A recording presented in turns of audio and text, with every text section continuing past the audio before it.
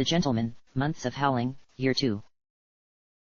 Cutting through the jungle became easier the more the twisted seasons drew on, Leopold had found.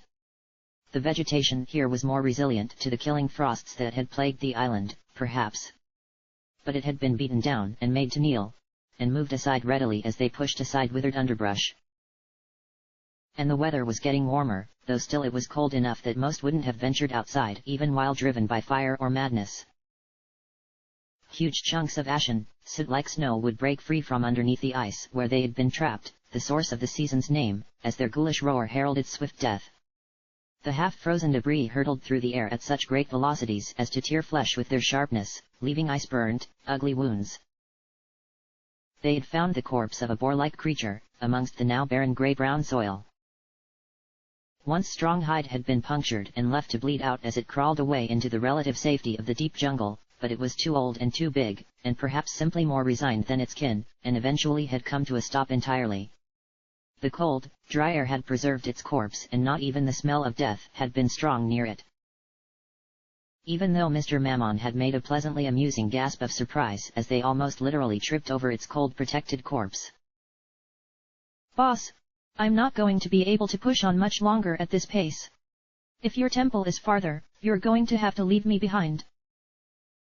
Leopold's thoughts were interrupted as he turned an inquisitive eye to the diminutive demon. Mammon's skin was more purple than usual, a bruised, mottled purple exacerbated by the cold. Occasionally, Crimsolino would land nearby and exhale fire to warm him, and Leopold had allowed this little kindness after initially believing that the dry cold would toughen the demon up. But something about the weather, now, had finally broken the demon merchant's resistance to ill temperature. His nose hung low to the ground, his motions were as jerky as a marionette, and occasionally he would stop to pull at his cap for no visible reason. "Do not worry. Do not despair. I knew a long trip would be the death of you and I in the colder seasons, and even this was a gamble. But faith will reward us in this instance, I am sure of it." His confidence was directed primarily at Mammon, who gave an unfocused nod to the ground and then huddled around his feet. Crimsolino landed beside him, and her eyes shone with a strange red concern, before, with a lash of her long neck, she bit Mammon squarely on the nose. He jumped up, roaring in pain, and then slowly laughing as eyes unclouded, muttering some half-thanks and half-curse under his breath. But Leopold wasn't listening. Ahead of them was a tomb, large enough to house many smaller tombs, entire cities of the dead where only still air and silence would keep constant vigil. The bricks were simple, made of a stone or mud that eluded any he had ever seen. In any place, Leopold mused quietly. "Is fate truly so kind?" He whispered to no one at all, and no one answered. His eyes shook in the way his pride refused his body the right to, dancing to and fro and looking for some target, some betrayal, some little failure to send yet this glimmer of hope crashing down into some horrendous ruin. But none came. Mammon, who was limping along with a somewhat amused and somewhat long-suffering Crimsolino, nearly fell to the ground again, though this time with a far happier expression dancing across his face. "I can't believe we did it. For a minute, boss, I thought..." Leopold wasn't listening, again. The door had been sealed with many different kinds of magic, but the seals had been weakened by time and the probing of Dragunov's mind. Even a weak mage such as himself could cajole the doors open with tender, whispered words, and open they did, with a gust of stale air that smelled of dried and pressed bones. And the promise of wealth.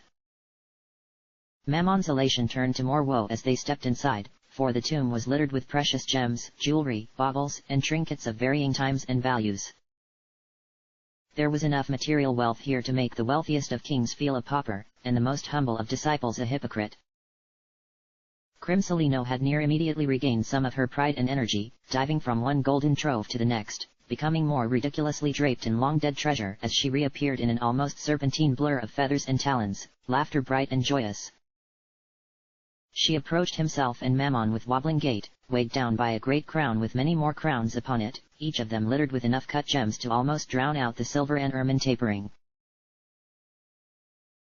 Untouched from age and isolation. A chained amulet was wrapped around one wing, and the other pushed forward mountains of coins in all manners of denomination, none as nice as the ones he had minted, Leopold thought, but pleasing, nonetheless. Is it not wonderful, Mammon? Cooed the harpy with obvious pride.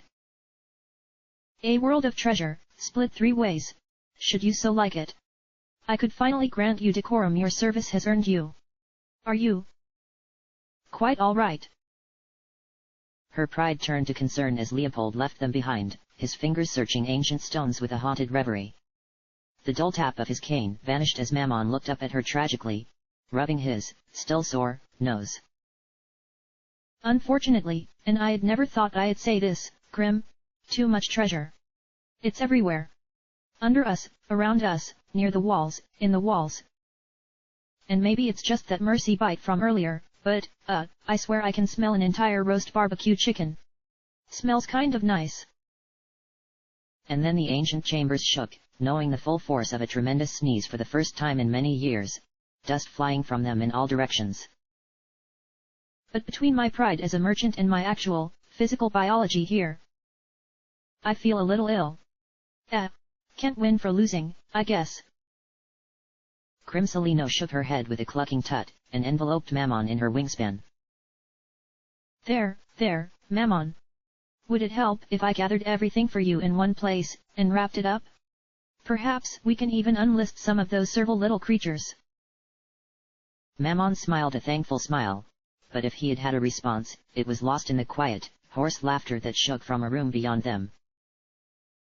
Leopold laughed until he shook, laughed until his entire body trembled, an ancient and wheezing laugh entirely suited to the dry and dusty tomb that enveloped them here.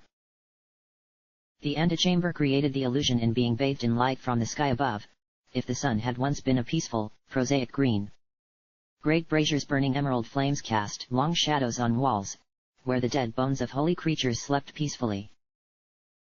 Far beyond was a greater shadow still, lit only by a gentle blue light from equally distant fires, and Leopold knew what he beheld. But, standing in the golden-accented mausoleum were 2 figures he had seen before, one, that demon of no consequence, and the other. Her hat was ridiculous. No magic user he knew identified themselves so openly by their tall, wide-brimmed hats. The wheels of that chair were covered by muck that she must have blazed quite the trail through to exceed his time to this place. Her hair was cut amateurishly and her clothes amateurishly kept, and she had beaten him. So I see. Never had I truly thought that one so young would be so ambitious, so brazen as to seek this same power. But I made a mistake. I suppose you know well why I am here. Her, Lorelei, for he recalled her name, did not shake, nor did her eyes move from his. No, I don't.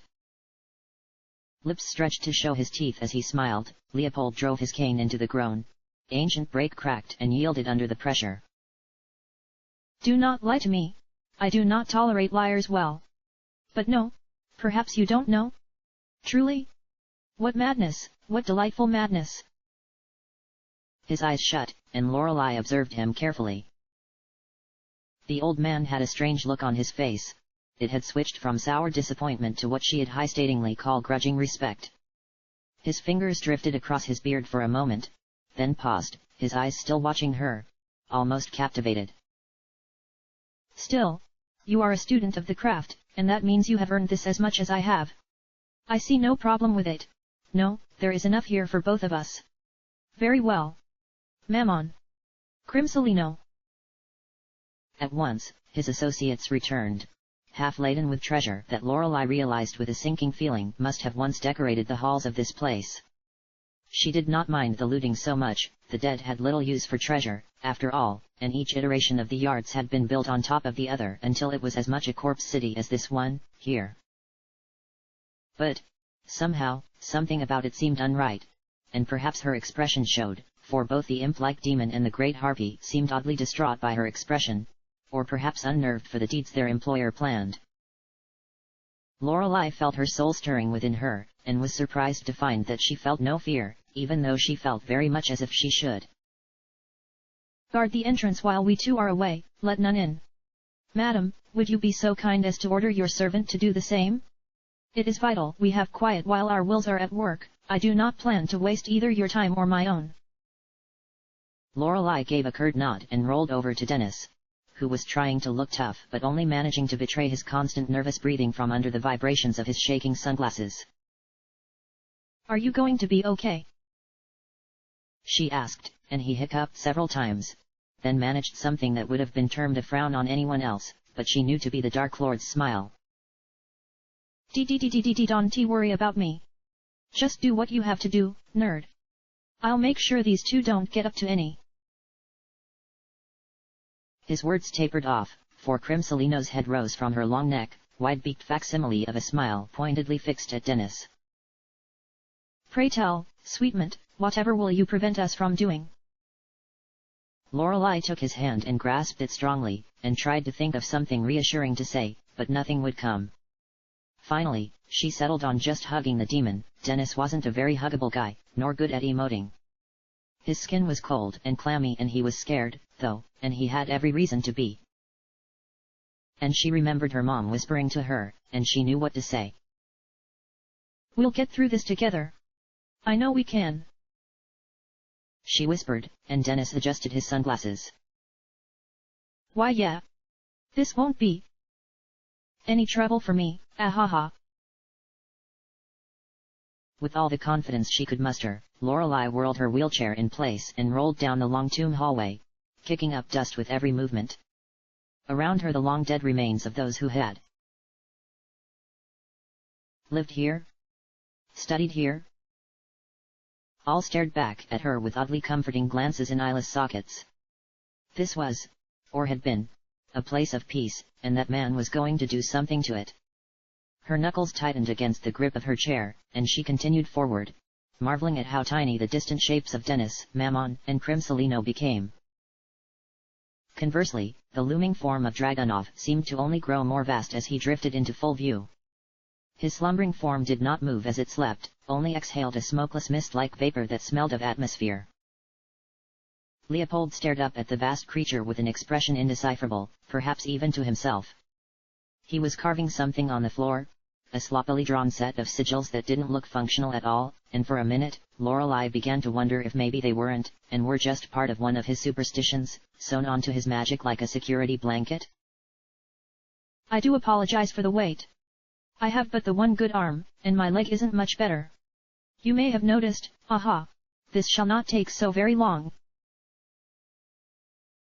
His cane stopped scratching against the ground, and he risked a glance at her. Curious, Lorelei realized. He was genuinely curious. Do you have any questions? I shall answer them in full later, so. Is this going to hurt? Lorelei gestured up at the slumbering form. That. And with a quiet chuckle, Leopold shook his head. Goodness, no. This isn't even for my plans. Well, not necessarily, I just felt we'd like a place where we can talk in peace. As relative equals. Just a moment. Reality shuddered and shook around them. It didn't feel like what she expected Mildred's disappearances felt like, because somehow she felt as if they hadn't disappeared at all. Her mind felt a bit heavier, like it did after a long evening without sleep, but otherwise. The tomb unfolded and packed itself up around them, leaving the two of them, and the slumber dragon, surrounded by a pale blue void, as wide and open as a dark, oceanic sky. From the void grew tiny green shrubs and apple trees, a little creek, a stable, a manor house, and a papier-mâché sun that threw down golden strands of light. Everything about the place felt fake, but Leopold looked genuinely, uncompromisingly happy. Of course, I am only a dabbler. Not a true magician, nor half as good as I imagine you might be, given time. This is not truly another realm between realms, but it is my haven of sorts, and we are in our minds. You are welcome here, for the time being. He extended his good hand, stiffly, and she took it. His fingers were dry as parchment, but his expression was not unkind. The weather, even though there was no weather, nor environment to speak of outside of the increasingly present little estate, was a listless and hazy summer day, the muggy heat not unpleasant. Distant birdsong came as if filtered from a long way off, as well as the quiet notes of ivory keys, though she could not hear them for long. I do not come here often. Leopold confessed, seeming only embarrassed. A weakness of character to dwell too much in your own mind, and even a bad mage should strive only to draw what strength they can from the place, rather than retreat to it entirely. That road lies alteration and defacement and degeneration of the functions. Perhaps worse things, still. She thought she could see several servants, features indistincts, stare at them as they passed. One even waved at her, weakly, and she waved back. Thanks for inviting me, then. Will you explain what you're going to do to that sleeping dragon, here? Yes. Though I believe quite firmly that, even if we are to be enemies, one must always try to respect those few who are worthy of your station. Bourbon? Whiskey? Lorelei felt a little like laughing and a little unnerved, settling on shaking her head. Not so much into the alcohol, thanks. Aha, you wouldn't happen to have anything else? But Leopold looked sad. Not so much at her rejection, but at something else. His fingers snapped as several unlabeled bottles materialized. They looked like fine summer cordials and smelled like fine summer cordials, but... As you can see, my magic is weak even here. I knew you would probably turn the offer down, but, well, see for yourself. The appearance of the thing is perfect, but the taste and substance might as well be muddy water. He laughed, and it was not unkind. Lorelei almost thought for a moment he sounded like the kind of pleasant old man you might find sitting around a park bench in the yards, waiting for artillery fire to... I've stocked a few dried teas, and such. Things that store well in this vacuum. I realize you will have never been there, but there is a country, a large one, full of mountainous highlands, where the finest of coffees is ground thick, tar-like. I shall be having some of that. Do you care for it? Tea, perhaps? Tea. Lorelei tried to think of what Mildred might take for tea and with her tea, and her mind came up blank. White tea if you have it, with something sweet.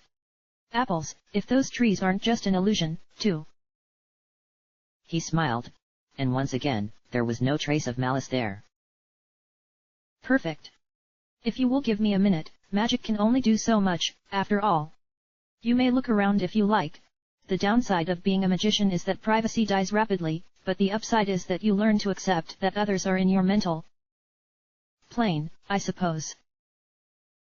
And with a strange half-shrug that favored his good side, Leopold puttered off, singing a song in a language she had never even heard. And she could not help herself. Lorelei immediately began to look around the room. Photographs, in a much darker style than the glossy shots favored by military photographers, lined the walls.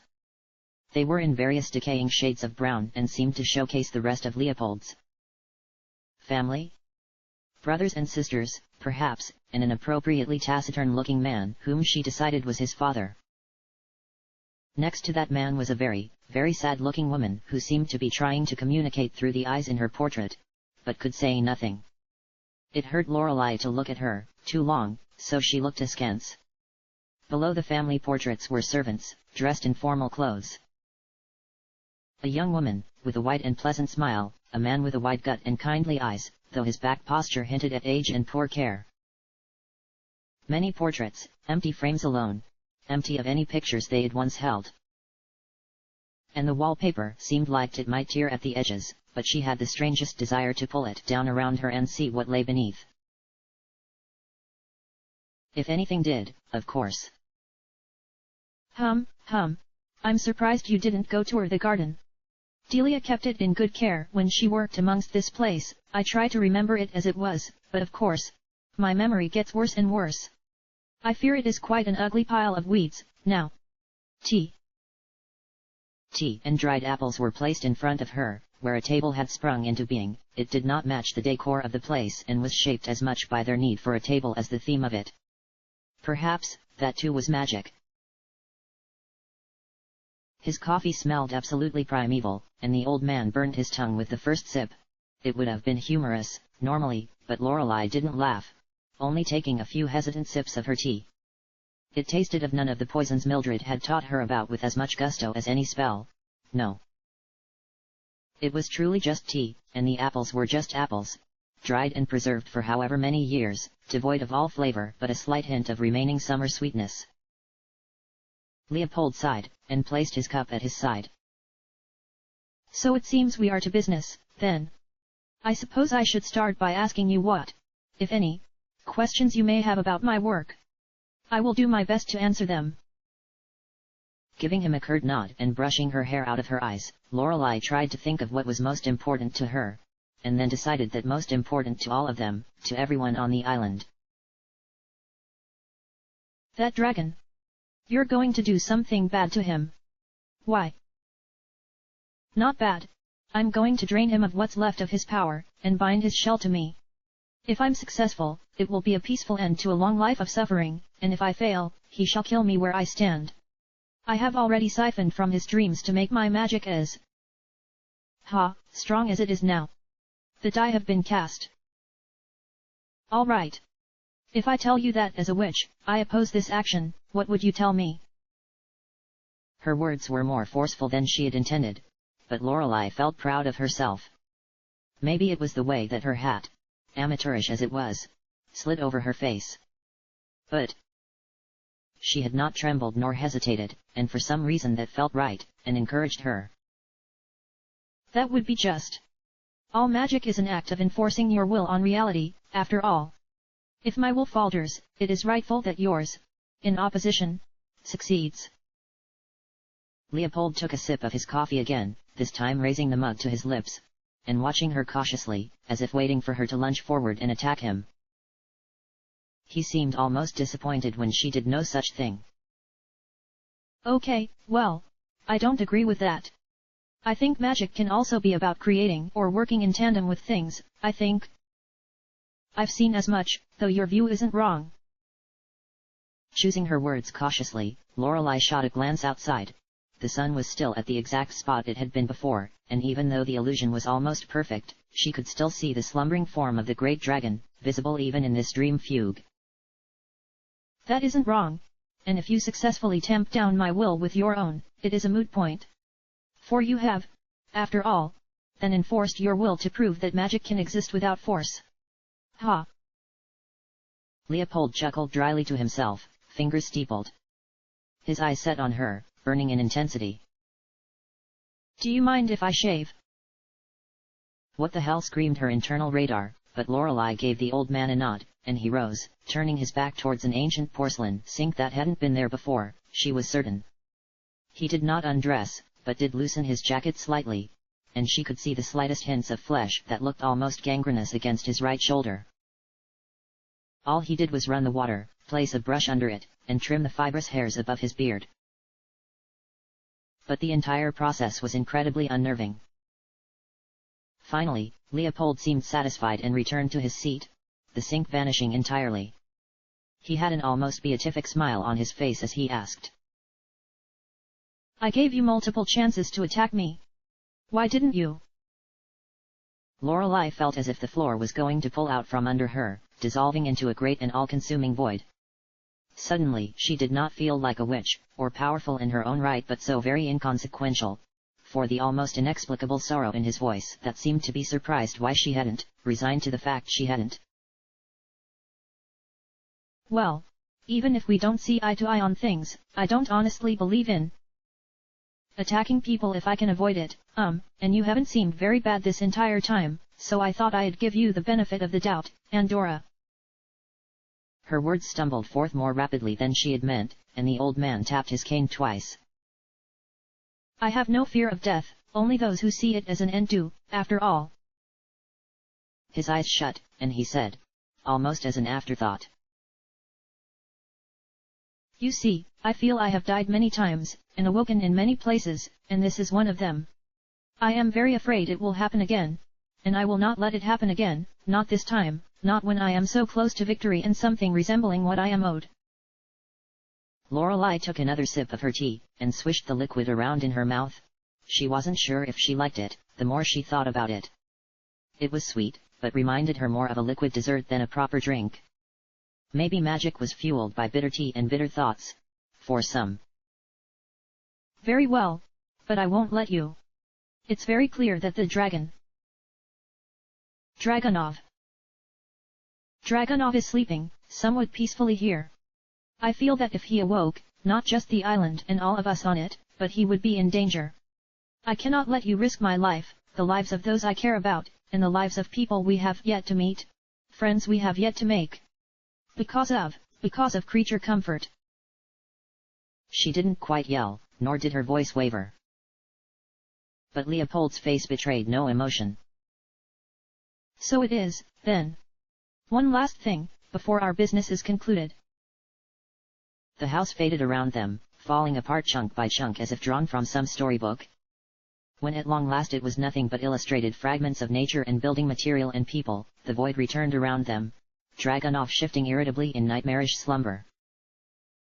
Leopold jabbed his cane into a fragment of the dragon's exposed underbelly, and though it was no greater than the wound a gnat might make in an unwary child, the dragon trembled in pain. Sky-blue blood, or ichor, perhaps, dripping from the wound and congealing around Leopold's cane as he withdrew it. I truly feel apologetic for what I have done here. You see, I have already done what I planned, this was merely a test and something of a respect, for my respect is genuine, no matter how you see it. She shook with horror and rage, but no words came. Indeed, she began to realize that the horrible muggy feeling inside of her head was deliberate, crushing down like some kind of great, compacting machine sublimating her consciousness to its dull, mechanical beat. Leopold grimaced, frowning. Even the fact you have retained your shape is the sign of good form. Some would have flown, or grown other features or simply become energy in an instant, instead of slowly altering their true form to their mentality over time. You are a true magician, perhaps I am jealous. And now? His cane tapped against the void sky, dripping blue ichor against their afterimages, so far below. I will leave you, here. But I can't get out on my own. Lorelei didn't feel sad or angry as she spoke. She was stating a fact that they both knew, and somehow this made the old man shift even more, his good hand pulling at his collar as if it were suddenly too tight. That is the case. Killing those of lesser station is easy, but I still have some compulsions. It is not a bad death, to die through wasting away in your own mind. And if you have hate, nurture it. When you are reborn you may find me again, and kill me. Fate and revenge are one and the same, after all. The old man was fading away at the edges, and Lorelei found that her words did not vocalize, only stuck in her throat until she was alone. Alone with the sleeping husk of Dragunov, his body thrashing about from terrifying dreams that only he could see. When Leopold next opened his eyes, he was back in his flesh and blood body, of course. Brushing dust from where it had settled around his shoulders, he strode around Lorelei, looking at her closely. Drool had begun to form at the corner of her mouth, and she did not blink even though her eyes were coated with fresh tears and the first signs of the following dryness. Though he did not smile, neither did he show any great remorse, and with a satisfying tap of his cane, he strode away from her, back down the hallway. So, and that's how you play it. Dark Lord Dennis was saying, several ancient coins face down on the floor in front of him. It's basically too cool a game for lesser demons and weird bird ladies, but I imagine you could get used to it, in time. It's checkers. Just checkers, nothing more. Crimsolino replied curtly, and Dennis scratched the back of his vast neck, sniffing. Tch! I've got the rules right here on my personal little engine of hate. Dennis flashed his brick at the Duchess, who gave only a half-amused snort. Mr. Mammon shook his head, golden eyes concealing good humor. Come on, Dark Lord. You'll never impress anyone just by whipping your personal property out. Whatever you need to tell yourself to sleep at night. Oh, hey. All three at once stood attention as Leopold walked towards them, then past them, leaving down the hallway until he had nearly disappeared back into the entrance chamber so flooded with wealth. Hey. Where's Lorelei? Dennis called, and his body was coated with sweat. Mr. Mammon wouldn't look at him. Crimsolino, on the other hand, wouldn't stop, her shuttered lids blinking with a patience primeval and hungry. When Leopold turned back, it was just possible to make out the thin line of a hostile, unpleasant smile. The old man did not respond to him, but seemed about to call something out to Mammon, and Mammon shuddered in anticipation. But however amusing it seemed to be to the well-dressed old man, he thought better of it.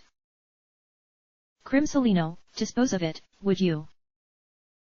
Dennis took a few steps backwards, arms out in front of him. There's no way you're gonna get away with this. You'll. His words became hoarse and he tripped over a half-open tomb, crashing to the ground with an audible protest from his back. Struggling to return to his feet, it was all too late.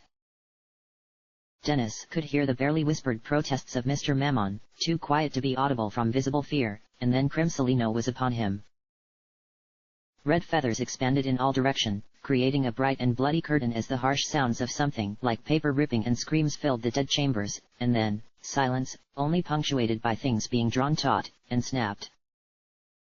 Mammon looked as if he might be sick as Crimsolino slowly hobbled back, wings still drawn far around her. Something long and red and bright hung from her beak, and she spat it out with a foul expression. Tasteless, though I suppose that's to be expected. Come, Mammon. You are truly too gentle for this. Come quickly, because it is upon us now. Go on. Go. Her words held a comfort the demon could scarcely believe, given how brutal she had been but moments ago. But he nodded, weakly, shoulders slumped. Yeah. You're right of course, Crim. That guy was, allegedly my lord, kind of. And. But Crimsolino kept a wing around him, and urged him forward, not once glancing back. Only fallen red feathers and dropped, useless coins indicated that any had ever set foot in this desecrated place. Dennis slowly rose once he could stop shuddering. He had pulled into a ball, he remembered that much. Then Crimsolino had torn into his brick, which was just a pile of casing and useless wires, stretched in every direction. There was no way he'd be able to repair it, let alone call for help. Slowly, cautiously, he moved towards the slumbering form of Dragunov and Lorelei. The Dark Lord tried to think of something to do, but nothing came. Lorelei didn't even notice his approach, her eyes glassy and vacant and dried as if she had finished crying to the point where she had lost the ability to cry anymore. He shook, and fell to the ground, and mumbled his apologies perhaps 100 times. And then, the Dark Lord ran away. Chapter end.